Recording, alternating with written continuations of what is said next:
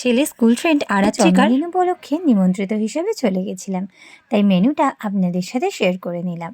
ছিল প্রথমে কড়াইশুঁটির কচুরি, আলুর দম, কাবলি ছোলা। তবে এই কড়াইশুঁটির কচুরির সাথে আলুর দমটাই আমার বেস্ট লেগেছিল খেতে। এরপরে চলে এসেছিল একে একে স্যালাড, পনির মুনিয়া। এই পনির মুনিয়াটা টেস্টটা কিন্তু দারুণ ছিল, আর পনিরটাও কিন্তু বেশ সফট ছিল। পনির মুনিয়াটা খাওয়ার সাথে সাথেই চলে আসলো ইয়াকনি পোলাও, আর ছিল কাতলা কালিয়া। কাতলা কালিয়া দিয়ে ইয়াকনি পোলাওটা খেতে কিন্তু বেশ ভালোই লাগছিল। এরপরে ছিল লখনৌ চিকেন। চিকেনের সাথে এই মাটন ইয়াকনি পোলাওটা জাস্ট জমে গেছিলো, কোনো কথাই হবে না, এত সুন্দর সফট হয়েছিল।